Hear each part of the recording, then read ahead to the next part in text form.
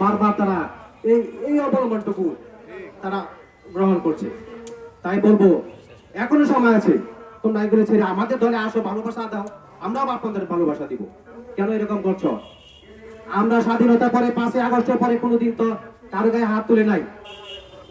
সারা বাংলাদেশের দিকে তাকিয়ে দেখেন, বহু জায়গায় ঘর ছাড়া হয়েছে আওয়ামী লীগের নেতারা, কিন্তু আমাদের নজর বিরুদ্ধে দেখেন একটি কারো বাড়িতে কোনো আচর লাগেনি।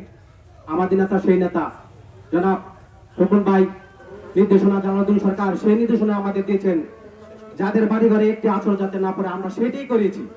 কিন্তু কেন আপনারা এগুলি করছেন?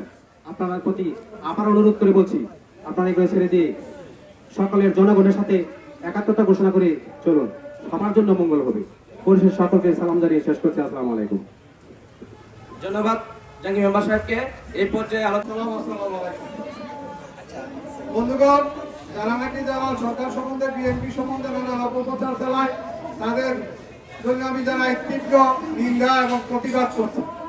যারা এই সমস্ত নিন্দা প্রচার চালায় তারা শুধু নিন্দক, তারা সামনে এসে কিছু কথা বলতে পারে না, তারা ফেসবুকে বিভিন্ন জায়গাতে বিভিন্নভাবে অপপ্রচার চালায় থাকে। সেই জন্য আমি তাদেরকে তীব্র নিন্দা এবং প্রতিবাদ জানাচ্ছি। এবং আমাদের জনাব জালালউদ্দিন সরকারের জনপ্রিয়তায় এবং বিভিন্ন কর্মকাণ্ডে তারা ঈর্ষান্বিত হয়ে এই সমস্ত অপপ্রচার চালাইছে। সেই জন্য আমি আবারও নিন্দা জানিয়ে আমি আমার সংক্ষিপ্ত বক্তব্য শেষ করছি। আল্লাহ হাফেজ। একটা মৌকা আপনার কাছে দাবি করে দিয়ে পর্যন্ত এই মিথ্যা অপপ্রচারের বিরুদ্ধে আমাদেরকে সতর্ক থাকতে হবে। আমাদের বিরুদ্ধে এই আওয়ামী লীগের কিছু লোক চেষ্টা করতেছে কিভাবে আমাদের দিকে, আমাদের বিএনপিকে মানে সুনাম নষ্ট করবে, আমাদের মানহানি নষ্ট করবে, এরকম অপপ্রচার চালানো তারা উঠে পড়ে লেগে আছে। এই ব্যাপারে আমরা সতর্ক, সবাই সতর্ক থাকবো। বেশি কিছু বলবো না, এটা ইফতার পার্টি, শুধু একটা কথাই বলে আমি আমার বক্তব্য শেষ করবো।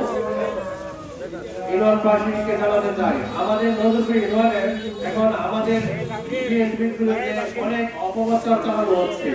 এর মধ্যে একটা সাধারণ অপপ্রচারের বিরুদ্ধে আমরা প্রতিবাদ করে